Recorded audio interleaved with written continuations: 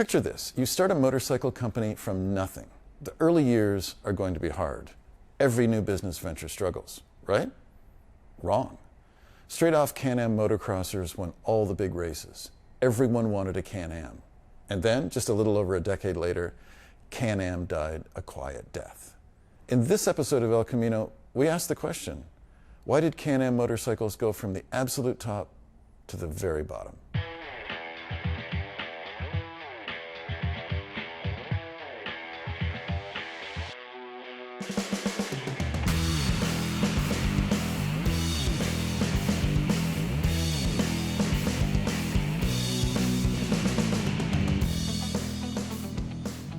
El Camino is brought to you by Yamaha, revs your heart. Importations TBO, distributor of power sports parts and accessories. And by GP Bikes, Canada's power sports authority.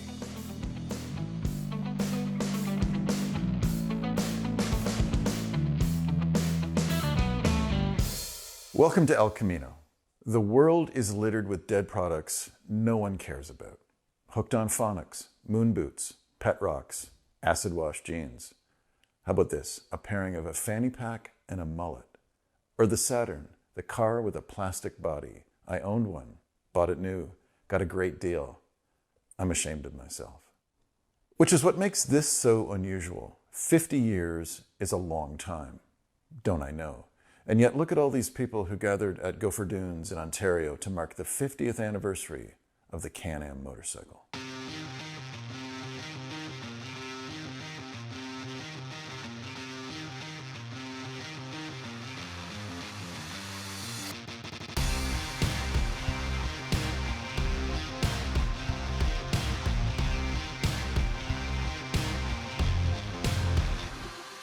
I know what some of you are thinking. When Harley-Davidson had its 100th birthday, hundreds of thousands of pilgrims vibrated over the mountains and across the Great Plains to the factory to worship at the mothership.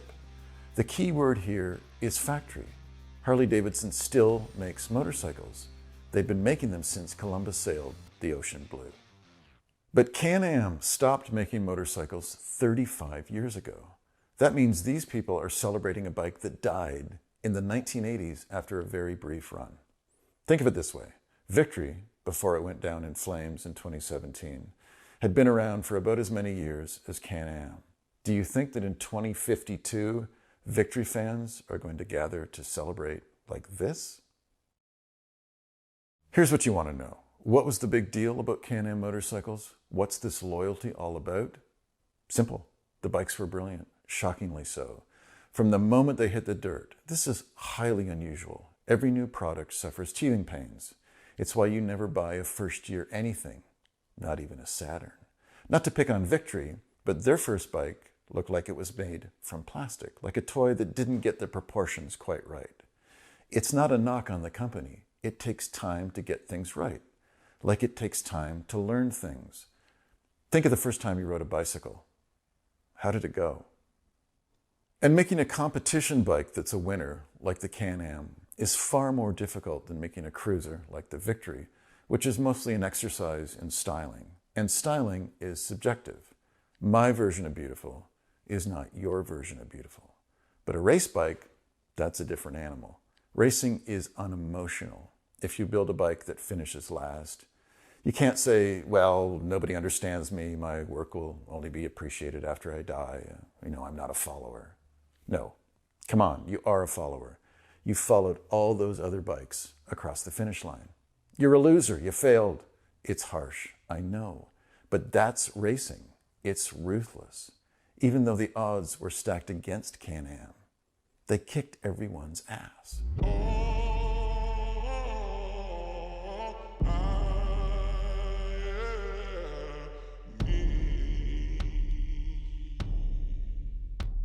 How good was the Can-Am in its day? In its first and second year, it won a bunch of AMA titles in the US. The toughest series in the world, then and now. Speaking of now, we wondered how a Can-Am would stand up if we put a current top rider on one. So we texted our pal Cole Thompson, a motocross champ just a few years ago, tempted him with a few bucks, didn't give him so much information that he'd chicken out, and set him out on an old Can-Am to get a modern perspective. And man, doesn't he look good.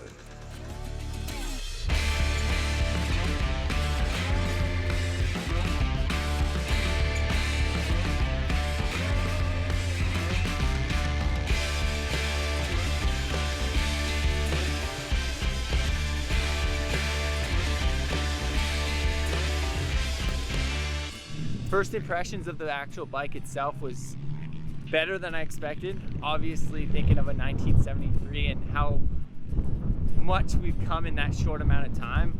Going back 50 years and have a better understanding of what you're able to do and the limits you had back then to make the bike work.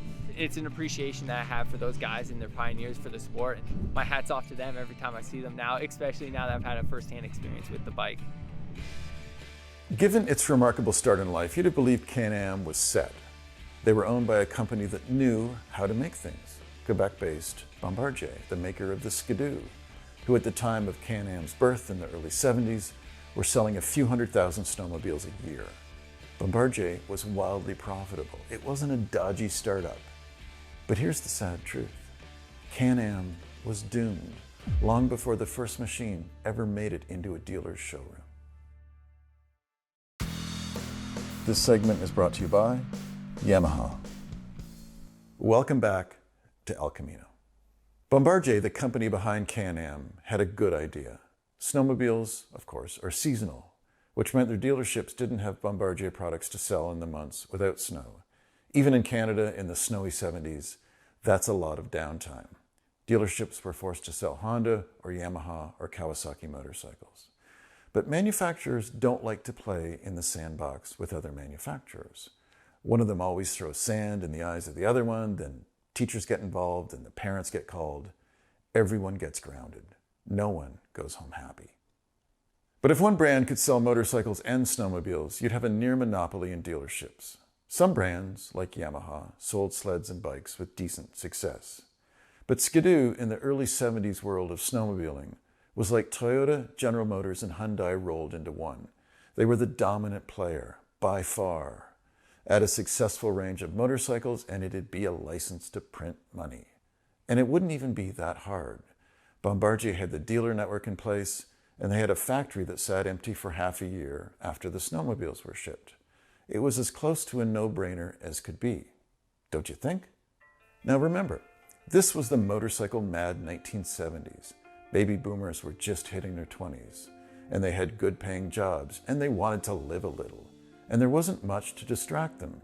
Television had a handful of stations, and if you didn't like the music on the radio, all you could do was shut it off. It wasn't like today. Phones were not smart. There was no gig economy. There was no one to envy on Instagram. All that a young man wanted back then was a motorcycle.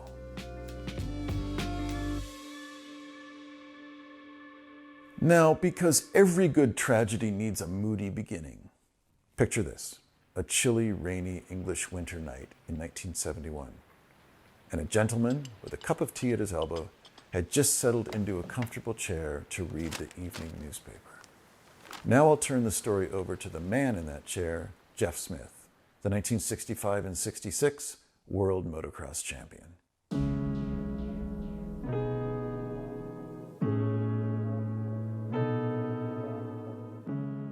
The first interaction with Can-Am was when Gary Robinson, who was running the project in those days, came over to England and knocked on my front door. It was about 8 o'clock one night, and it was in the winter time, so it was dark.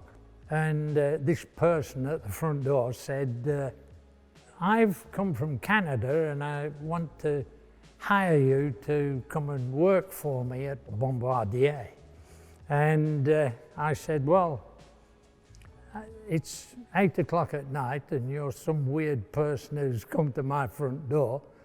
And so if you come back at about 11 o'clock tomorrow morning, when I can see who you are, then we can discuss it. I love that story. That's just so good. The weird Canadian at your door on a winter's night. I don't think I'd have opened the door. The man knocking on Jeff Smith's door, Gary Robinson, who's actually American, but there's no reason to ruin a good story, was the driving force behind Can-Am. the man at the top. As a footnote, we never got a chance to speak to Robeson because he didn't go to the 50th anniversary celebration where we filmed. One of the event organizers told me that Robeson, when he was invited, said in effect, "I don't live in the past," which is a commendable punk rock attitude towards nostalgia. But I can't help wondering if there's more to it than that. Robeson built Can-Am, but many of his colleagues, including Smith, pinned much of the failure of Can-Am on him. Maybe Robeson just didn't have the stomach to face the past. But I'm getting way ahead of myself. Robeson, after he knocks on Smith's door on that dank, dark English evening, goes to his hotel, likely thinking that Smith's an arrogant Englishman. Yet the next morning, as directed at 11 a.m., he's knocking on that door again. He came back and he offered me a job in Canada with a salary that I couldn't refuse. And so he said, "I'd like you to fly over and take a look at us." So I flew over, went to Valcourt. There was 12 feet of snow, which I'd never seen 12 feet of snow. In England, it doesn't snow that much. The job was very interesting because it was making a new motorcycle, which had no name at that time. People quickly said, "Well, you know, it'll be called a bomb, and that's probably not a good name for a motorcycle." Okay, so let's do a status update on the project to this point. They've got 2 men on board, Robeson and Smith, and the bike won't be called a bomb. Time to add some other hands, like mechanic and racer Dave McLean, who was rightly daunted by what they were facing. Bombardier were supplying all the resources to have this program going. And they're going to give us time. But they're all going to give us a blank sheet of paper to do it. And when you're handed the blank sheet of paper, it sounds great unless you have to put something on the paper. And you start drawing lines, it's going to affect all the rest of the motorcycle. You've never done this before and you feel uneasy about doing it. And you better do it right the first time because you may not get a chance the second time. So that's the feeling that I had. Can we really make this thing happen? Bob Fisher, an engineer and racer, was the 4th hand on deck. And already, even this early in development of the bike, things were beginning to go a little bit sideways. Our production time slot, as compared to the production time slots for the snowmobiles, which were selling like crazy back then, was not quite right. They expected that we'd produce them later in the winter when there was no snowmobiles being produced, and then have them in the pipeline later. But the motorcycle dealers wanted them all, especially in Canada, they wanted them in April. And by the time you built them and got them down to different places in the early parts of the year, it was too late.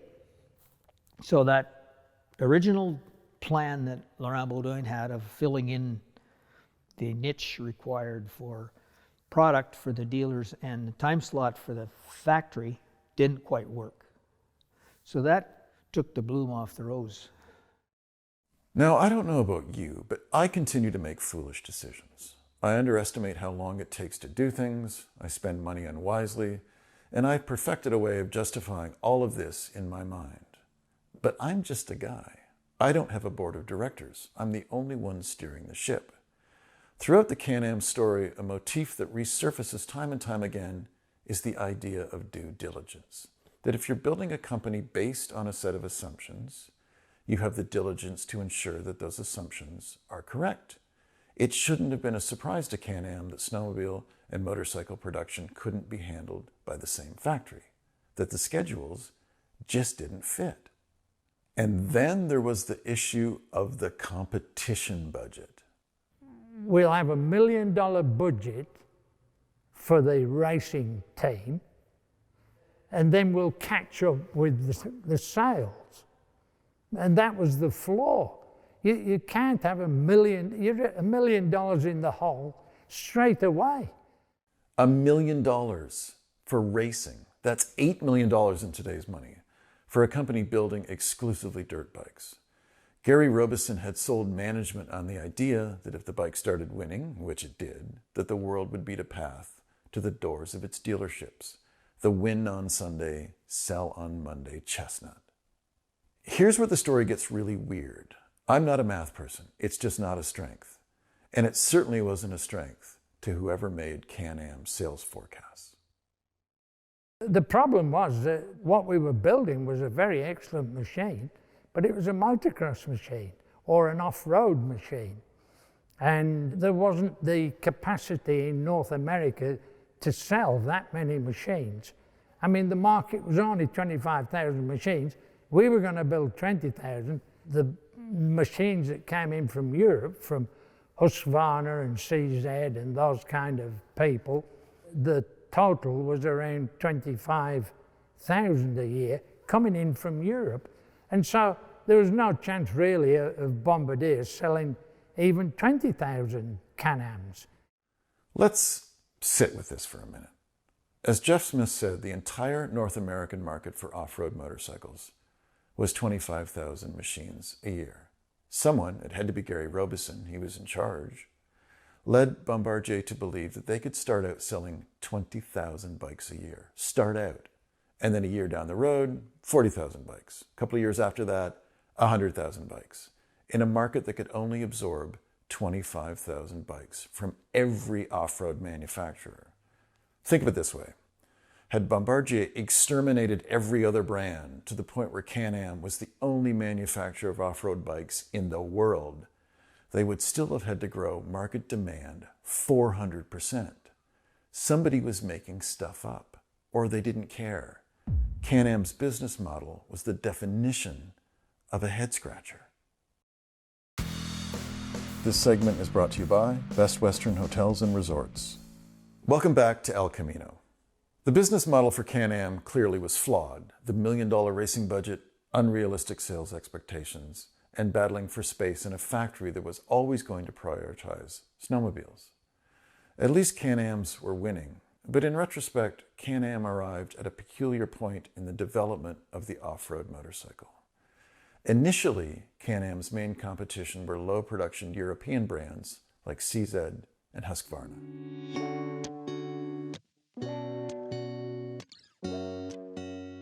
But then the giant awoke, the Japanese giant. In the spring of 1973, Honda introduced the groundbreaking Elsinore, which did everything better than the European brands, but with better reliability and at a lower price. And the Japanese were just getting started. Meanwhile, Can-Am was beginning to face the music. Jeff Burgess, recruited to the cause by Smith, became head of research and development at a time when funds were drying up. Can-Am's fortunes were quickly fading. They started off correctly, but I believe that they didn't have any development after the first MX-1. That was neglected. Maybe because they were overjoyed and deluded a bit, if you like, that it was going to continue like this forever with not much major change. And the Japanese were making radical changes, starting with the Elsinore, everybody else following suit. So they were out of step of what was going on with their competition. The marketing decided to up the production. So you've got this negative demand and you've got this positive production. That's a big problem. Negative demand, which is no demand at all. We've talked about Bombardier's outrageous sales expectations. Here's the truth. In year one, they built and sold 900 motorcycles. The next year, they built 4,000 and couldn't give them away, which meant no revenue for R&D. Can-Am sold essentially the exact same bike for 4 straight years at a time when the Japanese were revolutionizing the motocrosser. Can-Am as a winning machine was now circling the drain. We were restricted in engineering to what we could come up with because there were ideas to keep on par with the competition or even improve over the competition, but we weren't allowed to do it budget-wise. And we didn't have the manpower too. So you had all these perfect storm things working, which eventually stymied Can-Am growth. Those perfect storms. Here's another one. U.S. Environmental Protection Agency regulations, eliminating two-stroke engines for road use. Off-roaders were okay with two-strokes, but Can-Am had to scramble to build a four-stroke to sell a road-legal machine. It was all too little, too late. Can-Am limped into the 80s, but would never again be a brand to be taken seriously. This segment is brought to you by GP Bikes. Welcome back to El Camino. Nothing in life ends without a feeling of loss, whether it's a summer vacation winding down, your children growing up and moving on, or the death of a motorcycle company. Endings are hard. But did it have to end this way? Could the Can-Am tale have been different? Could they have become a niche brand like KTM is today? Can-Am was very much the same size as KTM. The remarkable thing about KTM is that this year they'll sell 100,000 motorcycles. And so they were small and grew, and we were big and obviously contracted. KTM is an example of where Can-Am could have been if we'd started small and grown slowly. Although the Can-Am name continues to be used on 3- and 4-wheelers, the current owner of the trademark, Bombardier Recreational Products, is unrelated to the original company. They're a sophisticated global brand, and they know what they're doing. And they've teased a new electric 2-wheeled Can-Am. The Can-Am motorcycle may yet see the light of day. Thank you for watching El Camino.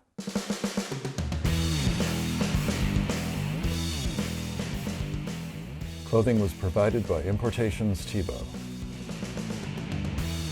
El Camino has been brought to you by Best Western Hotels and Resorts. Wherever life takes you, Best Western is there. Garnet Motorcycle Boots, championship quality since 1962. And by Spring Toronto Motorcycle Super Show.